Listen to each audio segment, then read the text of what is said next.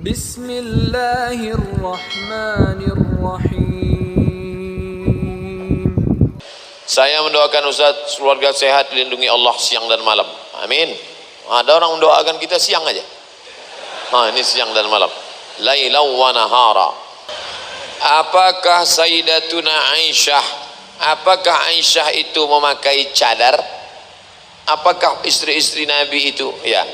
Ya ayyuhan nabi, wahai Nabi, qul li azwajika, katakan kepada istrimu, wa banatika, kepada anak-anak perempuanmu, wa nisa'il mu'minin, kepada perempuan yang beriman, yudnina alaihinna min jalabibihin, hendaklah mereka menurunkan kain panjang mereka.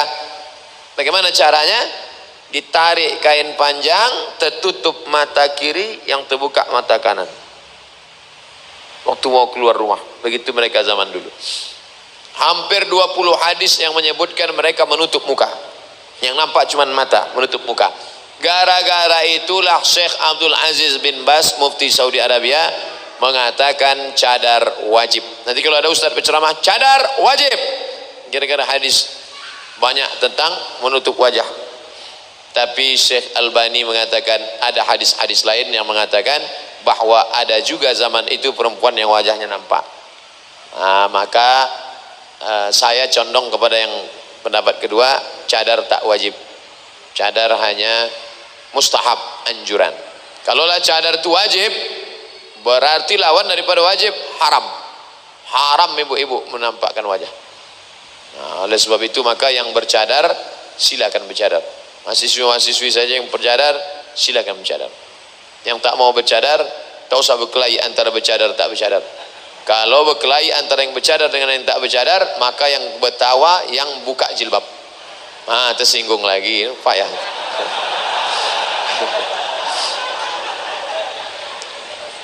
Apa hukum wanita keluar rumah pakai lipstik? Kenapa mesti pakai lipstik? Dipakainya lipstik. Lipstik itu kan pencitraan. Udah jelas bibir itu hitam macam sawo busuk, dipasang merah. Dipasang merah itu kan pembohongan publik, itu pembohongan publik. Apa adanya saja lah. Banyak kakak-kakak kita, jamaah-jamaah kita tak ada pakai make up, tapi orang senang. Kenapa? Yang penting itu inner beauty, kecantikan dari dalam. Kadang pakai make up kita pula takut nengoknya, macam musuh Batman. Apa hukumnya wanita sedang haid masuk masjid? Perempuan haid tak boleh masuk masjid. Perempuan haid tak boleh megang Quran, tak boleh megang Quran, tak boleh bawa Quran, tak boleh buka Quran, tak boleh baca Quran, tak boleh tawaf, tak boleh i'tikaf, tak boleh puasa. Itulah maka masjid-masjid dulu ada terasnya, ada emperannya. Coba tengok Masjid Baitur Rahman Aceh, ada terasnya. Masjid Raya Al-Masud Medan dekat Istana Maimun ada terasnya. Masjid Sahabuddin Siak ada. Masjid ini dulu yang bangunan tua dulu, sebab pejamkan mata bayangkan balik masjid tua dulu. Nampak saya terasnya, ada depan, ada terasnya dulu. Itu makanya arsitek yang bangun itu mesti paham fikih. Maka perempuan di teras itu dia duduk. Membaca Quran Pak Ustaz, mengulangi bacaan boleh. Ada ibu-ibu anak gadis hafal Quran 30 juz, satu hari mesti diulang 2 juz. Kalau tak diulang lupa. 7 hari dia berhalangan, maaf cakap, maka 14 juz ulang. Cara ngulangnya diam aja. Kalau ada istri bapak diam aja, itu ngulang bacaan Quran.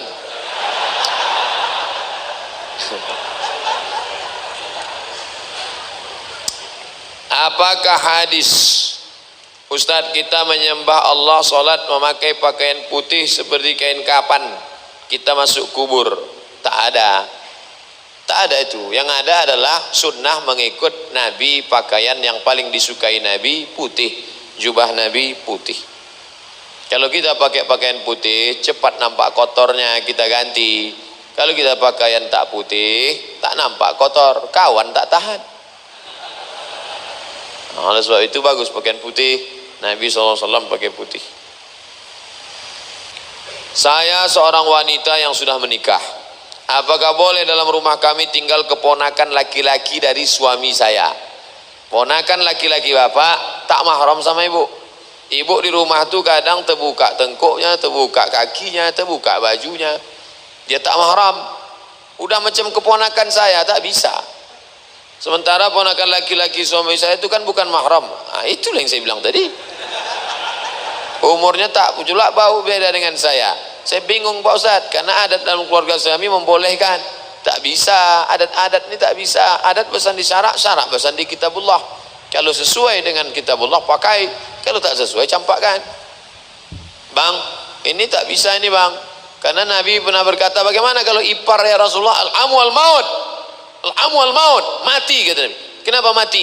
Karena kalau berselingkuh istri kita itu sama orang lain, bisa kita ceraikan nikah dia. Tapi kalau sama keluarga kita, maulah kita tikam mati dia. Nah ini, jadi jangan lagi ini ajaran Islam. Saya masalah sholat ikut Al-Quran. Saya sholat ikut Allah, puasa ikut Allah, haji ikut Allah. Tapi masalah urusan mahram ni saya lebih tahu lagi dari Allah. Oh, tak bisa begitu. Udkhulu fis silmi kafah, ikutilah aturan Allah secara nyata, secara komplit. Jangan sepotong-sepotong. Ayah saya sedang sakit stroke di kampung. Saya kerja di sini di Pekanbaru. Mohon doanya Ustaz untuk kesembuhan ayah saya dan mohon untuk didoakan agar hatinya senantiasa mengingat Allah. Doakan saya juga agar segera menikah. Karena itu salah satu keinginan ayah saya. Nanti kita doakan. Doa supaya ayahnya sembuh, hatinya zikir mengingat Allah, dan anaknya di sini pula bisa menikah, dan sudah menikah tetap dia ingat ayahnya. Dan sudah nikah tu bininya jadi ingat. Saya doakan semoga Ustaz selalu diberikan kesehatan dan kebahagiaan. Amin. Saya pernah dengar hukum menjawab salam wajib. Salam wajib. Mengucapkan salam sunnah. Menjawab salam wajib. Assalamualaikum. Waalaikumsalam warahmatullahi wabarakatuh. Apa benar kalau kita sedang melakukan solat sunat di rumah, lalu kita mendengar ada tamu mengucapkan salam, apakah betul kita harus menjawab salam? Tidak. Kita sedang solat sunat, tetap solat. Pintu terkunci, istri tak ada, sendiri solat. Datang tamu buka pintu, datang tamu ngetuk-ngetuk. Assalamualaikum. Allahu Akbar. Assalamualaikum. Sami Allahu liman hamidah. Ini tahu. Apakah berdosa kita berteman dengan orang mencari nafkah? Yang salam mesti dijawab itu solat sunat kalau emak kita, itu baru. Mat katanya. Solat wajib. Nah, itu kita lanjutkan. Tapi kalau solat sunat, kita batalkan. Hadisnya tentang Juraij. Ya Juraij, diam aja dia. Ya Juraij, diam aja dia. Ya Juraij, tak menjawab. Apa kata emaknya? Allahumma la tumithu hatta turihi wujuhal mumisat. Jangan kau matikan Juraij sebelum biji matanya menengok wanita tuna susila PSK. Dikabulkan Allah. Tak lama sesudah itu datang pengembala kambing, perutnya besar. Ditanya, siapa yang menghamilimu? Juraij. Disidanglah. Oh, akhirnya matanya melihat wanita tuna susila. Makanya ibu-ibu kalau marah sama anak, doakan dia yang baik-baik. Hai calon gubernur Riau, hai calon presiden. Nah gitu. Janganlah mati sebelum wajahmu melihat wanita tuna susila. Ibu doanya makbul. Hati-hati. Apakah berdosa kita berteman dengan orang yang mencari nafkah dengan uang riba? Kalau ya, bagaimana menghindarkannya Pak Ustaz? Sayangnya dia orangnya cukup baik. Antum kalau diajaknya makan, jangan antum makan. Dikasihnya duit, antum ambil, serahkan ke masjid. Alhamdulillah Pak Ustaz, setiap dapat 10 ribu, 15 ribu, kau serahkan ke masjid. Kalau sejuta, itu agak berat sikit Pak Ustaz.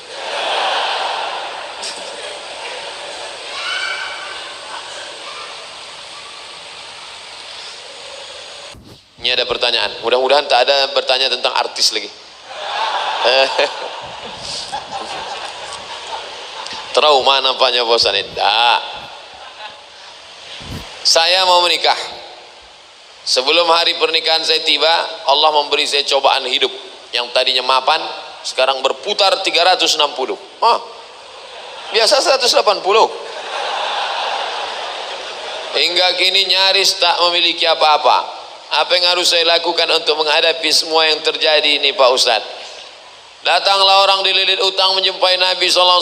Ya Rasulullah, aku sudah putus asa. Kata Nabi, kau baca ini, Allahumma inni a'udzubika minal hammi wal hazan wal ajzi wal kasal wal jubni wal bukhul wa dhala'in dain wa ghalabatir rijal. Allahumma inni a'udzubika minal hammi, jauhkan aku dari susah hati, wal hazan, kesulitan-kesulitan, wal ajzi, lemah, lesu, letoy, loyo, wal kasal, malas berusaha, wal jubni, pengecut, takut aja dengan orang, wal bukhul, pelit, kikir, kedekut, wa dhala'id daini, dililit utang, wa ghalabatir rijal, ditekan orang, dikuasai orang lain. Selamatkan aku dari ini. Doa kepada Allah, Allah turunkan bangkit semangat kerja, kerja engkau balik, kerja balik, cari rezeki. Idza qudiyatis shalah, kalau sudah selesai salat, fantashiru fil ard, bertebaran di atas muka bumi Allah, wabtaghu min fadlillah. Kasih tahu sama dia, Adinda, rencana kita menikah kita pending dulu. Abang sekarang sedang tak ada duit sama sekali. Bang, masalah duit tak usah abang pikirkan. Abang datang aja, ajarkan surat Ar-Rahman, insyaallah ku terima. Wah, tapi sayangnya di sinetron aja yang gitu. Apa betul Pak Ustadz seorang tamu tak boleh menjadi imam khususnya salat Jumat? Boleh, apa pula tak boleh? Yang tak boleh itu dalam mazhab Syafi'i. Mazhab Syafi'i yang ketat salat Jumat ni. Mazhab Syafi'i ketat salat Jumat. Kalau tidak cukup 40 orang mukim, wah itu dia. Ada di situ cuman 39 orang. Nah, itu tak sah salat Jumat menurut mazhab Syafi'i. Harus mukim pula. Ini orangnya ramai. Tapi saya kalau khutbah dimanapun tak mau saya jadi imam. Imam tetapnya lah. Kemarin khutbah di Masjid BI. Silakan maju Pak Ustadz. Mana imam tetap? Imam tetapnya pula hafiz hafal Quran, anggota lajnah pentashih Al-Quran. Jangan beli Quran kalau tidak ditashih. Mana halaman tashih? Nih ada di halaman tashih. Halaman tashih. Kalau tak di muka, di belakang. Biasanya begitu. Kalau tak ada, kok bisa Quran ini dicetak di sini? Tak ada tashihnya. Tak ada tashihnya. Dia ada halaman tashih. Jadi Ustadz Imam BI ini dia anggota pentashih Al-Quran. Dulu kita bangga kita dulu kalau buka Quran. Ada orang Riau di dalam. Siapa dia? Dr. Satria Effendi dari Kabupaten Pelalawan. S1 Universitas Damaskus, S2 S3 Ummul Qura Makkah. Pulang menjadi tim pentashih Al-Quran. Umurnya pendek, meninggal dunia. Ustaz Satria Effendi. Sampai Pangkalan Kerinci, naik sampan, terus arah ke Tanjung Batu. Situlah kampung halaman beliau. Bukan main perjuangan dia sekolah. Naik sampan dari Sungai Kampar ujung sana, terus sampai kemari. Sekolah ke Candung. Bersama Ustadz Bahtiar Daud, barulah ke Suriah Damaskus, barulah ke Makkah, pulang kebanggaan, dipendek umurnya, barokah hidupnya. Nah, pentashih Al-Quran. Jadi saya persilakan dia hafiz Quran, beliau maju. Saya khotibnya saja. Ramai jamaah, jadi tak perlu kita ragu. Jika kita setelah berwudu, mandi wajib. Setelah mandi kita langsung akan salat wajib. Apakah kita wuduk sekali lagi? Tidak. Wuduk menghilangkan hadas kecil, mandi menghilangkan hadas besar. Kalau hadas besar sudah hilang, untuk apa lagi hilangkan hadas kecil? Maka begitu Nabi sunnah. Pertama, maaf cuci tangan supaya jangan sampai tangan yang kotor masuk ke dalam. Setelah itu membasuh kemaluan. Setelah itu berwuduk macam wuduk solat. Setelah itu baru mandi. Setelah mandi sah solat. Tapi rupanya dia ragu. Saya ragu Pak Ustadz. Kebetulan mandinya di kolam renang, di setelnya pula terkentut dalam kolam. Suka dia menengok air berbuih-buih naik ke atas. Ya, ragu saya Pak Ustadz. Kalau ragu, da'ma ya ribuka ila mala ya ribuka. Maka berwudu engkau setelah mandi. Naik ke atas bilas. Karena air kolam itu macam-macam. Orang berkudis, orang berbisul, orang berkurap airnya semua. Tak pula diganti. Naik ke atas bilas.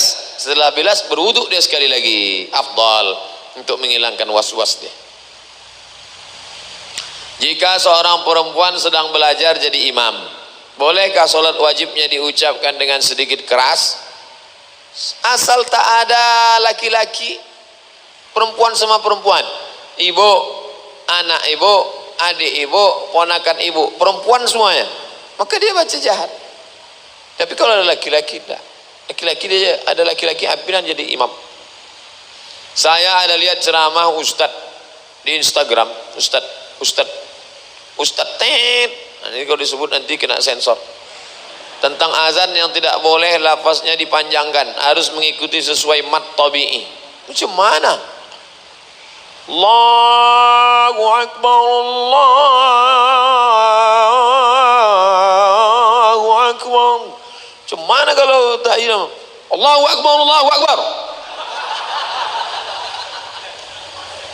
Macam mana itu? Jadi masalah azan itu tidak sama macam itu. Azan itu bersanad. Itu muazin itu azannya bersanad sampai kepada Bilal bin Abi Rabah. Muazin itu bersanad tuh, dia dari gurunya sampai kepada Bilal. Lagunya tak berubah-ubah. Nah, jadi kalau ada, inilah bahayanya orang belajar tajwid lalu kemudian mau diterapkannya itu semua tetap panjang. Allahu Akbar, Allahu Akbar. Saya juara azan dulu antar SD. Saya akhwat yang bekerja sebagai pegawai. Saya hobi suka dengan pekerjaan saya. Namun jika waktunya tiba dan saya menikah, saya harus long distance marriage dengan suami karena saya bekerja. Ini bagaimana ya Pak Ustadz?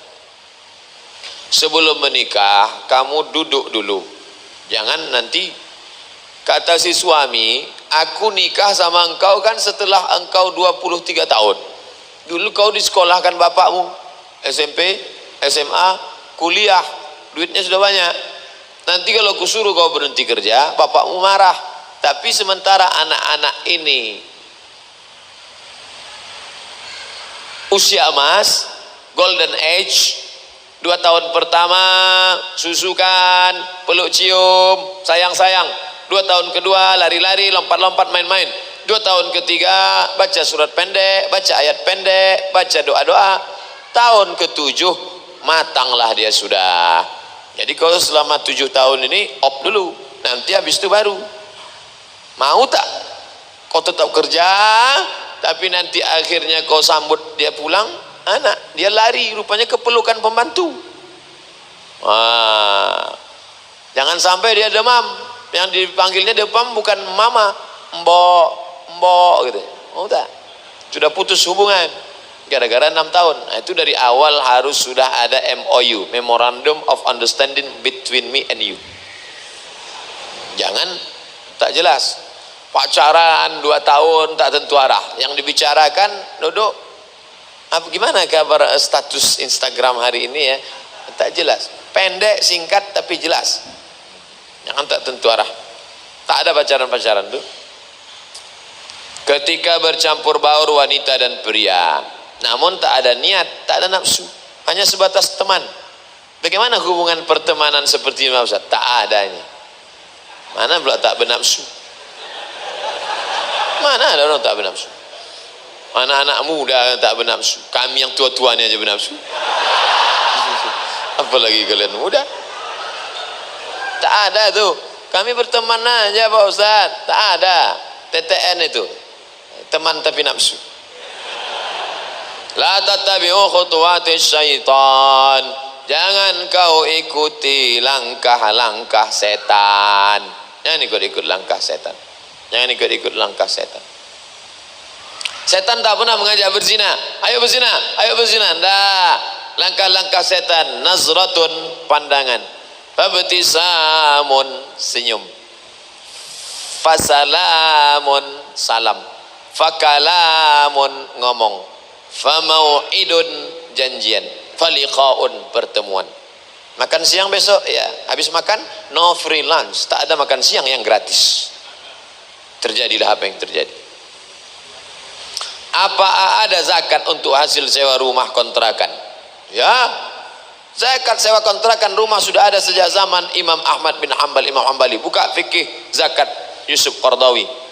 Ibu bapak harus punya setiap rumah masing-masing fikih zakat 2 jilid disertasi Syekh Yusuf Qardawi. Zakat kontrakan. Berapa kontrakan ibu yang di dekat UIR sana? Ada 100 pintu Pak Ustaz. Oh banyak. Pintunya aja 100 pintu, pakai keramik, pakai AC, kamar mandi dalam. Satu kamarnya berapa? 1 juta. 100 pintu 100 juta. Setiap bulan 100 juta. Berapa zakatnya? 2,5 juta. Keluarkan 2,5 juta. Kalau 1 M Pak Ustadz 25 juta. Ada jamaah Ustadz Somad kemarin saya keluarkan 25 juta. 25 juta berarti harta bapak 1 M. Enggak, pendapatan saya cuma 300. Oh bapak salah hitung. Mestinya kalau 300 7,5 juta. 7,5 juta. Kenapa dikeluarkan 25? Saya mau mancing Pak Ustadz. Mudah-mudahan saya keluarkan 25 dapat 1 M tahun depan. Dipancingnya Allah SWT. Apakah sama keutamaan solat berjamaah di masjid dengan di rumah? Tak ada solat di rumah. Solat berjamaah di masjid. Solat berjamaah di masjid. Nabi pernah solat berjamaah di rumah, solat sunat, solat tahajud, solat sunat. Ya. Tapi kalau solat berjamaah di masjid, Nabi sampai ketika sakit menggeletar pun ke masjid. Musafir bisa, musafir tanah lapang, gurun pasir, solat. Allahu Akbar, Allahu Akbar, asyhadu an la ilaha illallah, Allahu Akbar. Pahalanya sama salat berjamaah. Saya pernah melakukan zina, baik itu zina kecil ataupun besar. Bahkan itu berkali-kali saya lakukan. Apakah saya masih pantas diberi maaf oleh Allah? Innallaha la yaghfiru an yushraka bihi. Allah tidak menerima, Allah tidak mengampunkan syirik. Wa yaghfiru ma duna dzalika liman yasha. Allah mengampunkan dosa yang lain. Maka engkau yang sudah terjerumus dalam perbuatan zina, mandi taubat. Niatnya Pak Ustaz, aku berniat mandi taubat. Basah semua macam mandi wajib. Habis itu sesudah mandi taubat, salat sunat taubat. Usolli sunnat taubat raka'ataini lillahi ta'ala. Thumma yastaghfirullah, minta ampun kepada Allah. Astaghfirullahalazim alladzi la qayyum. Astaghfirullahalazim alladzi la qayyum atubu ilaih. Astaghfirullahalazim. Banyak-banyak salat, banyak-banyak bersedekah, banyak-banyak sambung silaturahim, teruslah pengajian, istiqomah, teteskan air mata, minta ampun kepada Allah. At-taibu minadz dzambi kama la dzambalah. Orang yang tobat macam orang tak berdosa. Lebih baik merasa diri pendosa daripada merasa diri penghuni surga. Alhamdulillah bulan Juli 2017 lalu saya sudah berhenti kerja di perbankan.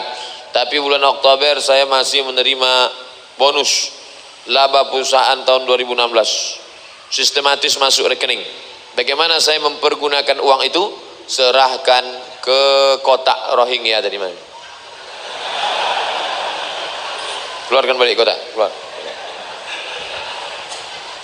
Duit riba serahkan untuk masalih ammah, pembangunan MDA, pembebasan tanah masjid, kaum muslimin, untuk jihad. Niatnya bukan niat sedekah, mengembalikan uang umat kepada umat. Begitu kata Syekh Yusuf Al-Qardawi dalam kitab Fatwa Mu'asirah, fatwa-fatwa kontemporer.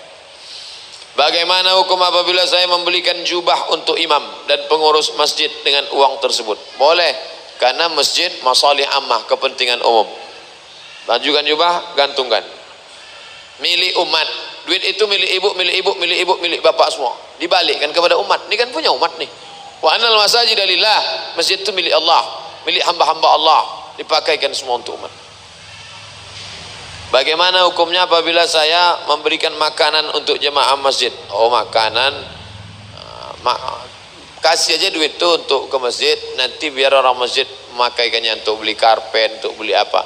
Masalah kalau mau beli makanan, makanan ini kan menjadi darah, masuk ke dalam otaknya, masuk ke dalam lidahnya.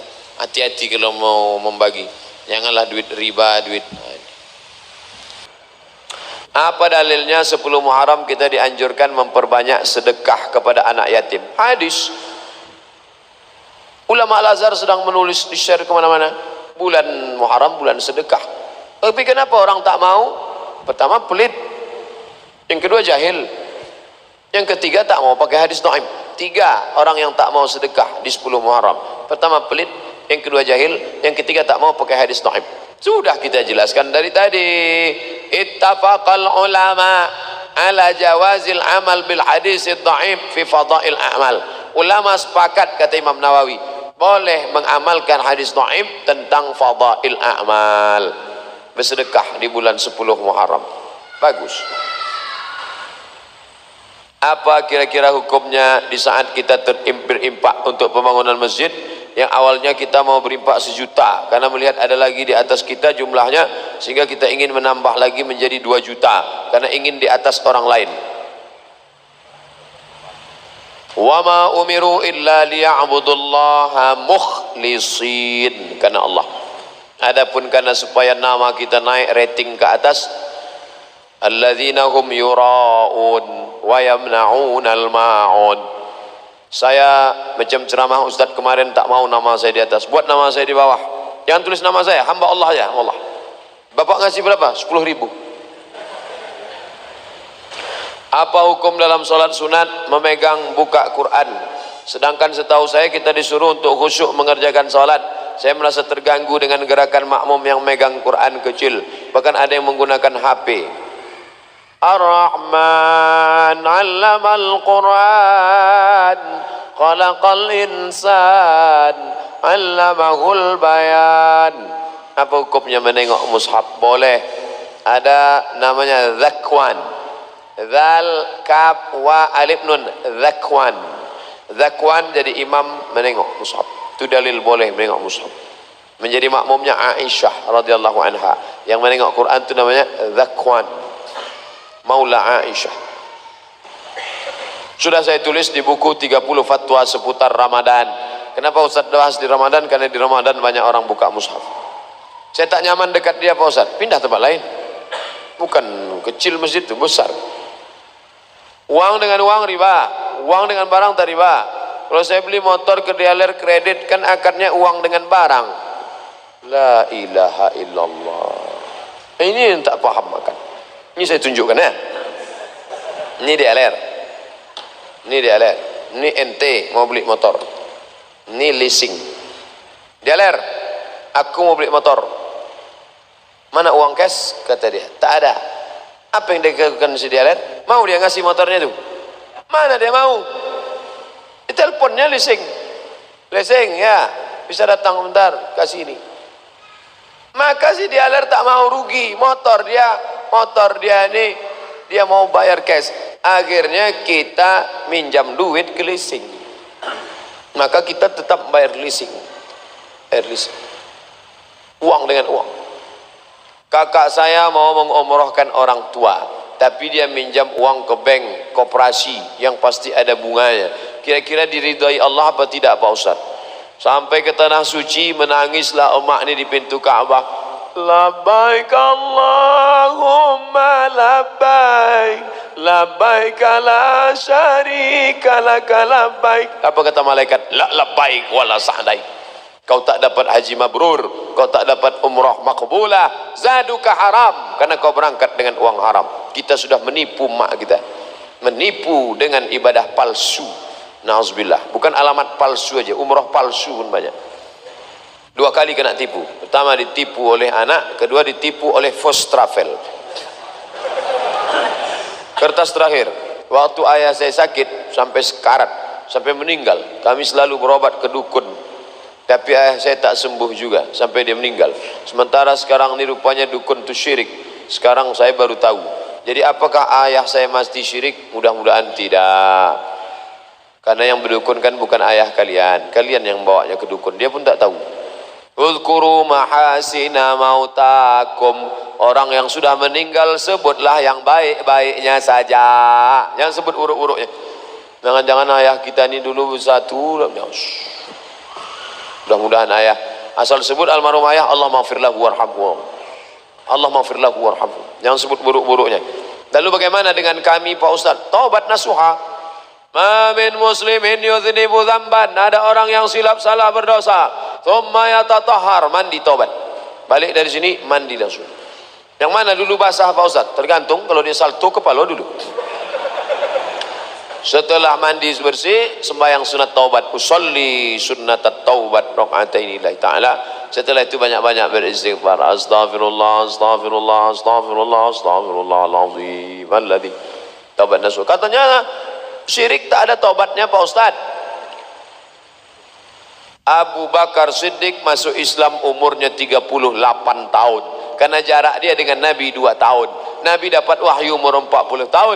Abu Bakar 38 tahun. Selama 38 tahun itu dia pernah menyembah Lata, Uzza, Manat, Hubal, Jibti, Tagut, Naham. Umar bin Khattab masuk Islam umur 27 tahun. Utsman bin Affan masuk Islam umur 35 tahun. Khadijah masuk Islam umur 55 tahun. Mereka pernah bergelimang dengan Lata, Uzza. Taubat diterima Allah. Lalu yang maknanya tak diterima Allah itu mana? Begitu dia habis datang ke dukun, hai Mbah Dukun, tolonglah aku biar supaya cepat nikah ni, bagaimana ni? Kata dukun, kau kumpulkan bunga, segala bunga, kau beli di pasar bawah, lalu nanti kau blender, habis itu kau sedot, nanti muka kau akan berbunga-bunga. Begitu diminumnya jus bunga tadi, merahlah muka tadi, kena infeksi, mati. Neraka jahanam tempatnya. Karena tak sempat bertobat. Adapun yang sempat bertobat, maka diterima Allah Subhanahu wa taala. Ala hadhihi niyyah al-Fatihah. A'udzu billahi minasy syaithanir rajim. Bismillahirrahmanirrahim. Alhamdulillahi rabbil alamin. Arrahmanir rahim. Maliki yaumiddin.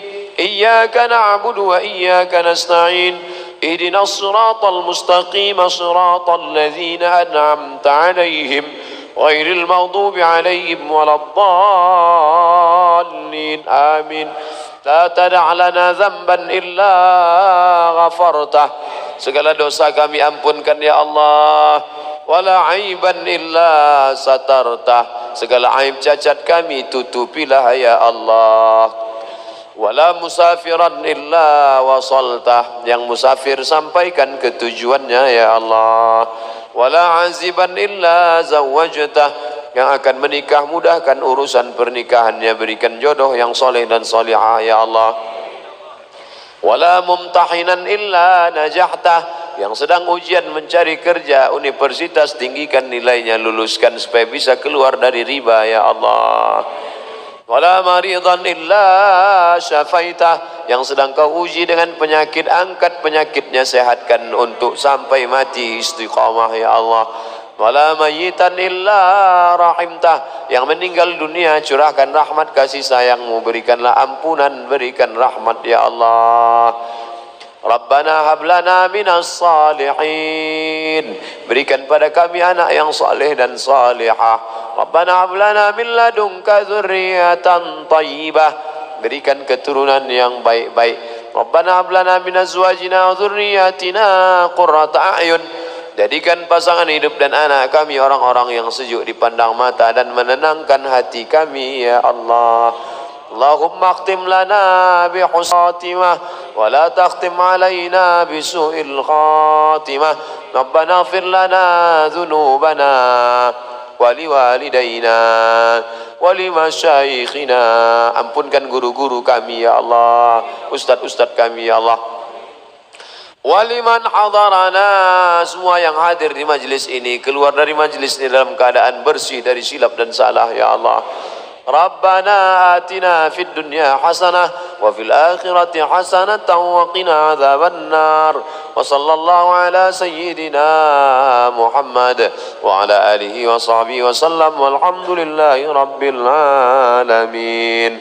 Taqabbalallahu minkum minna wa minkum taqabbal ya karim.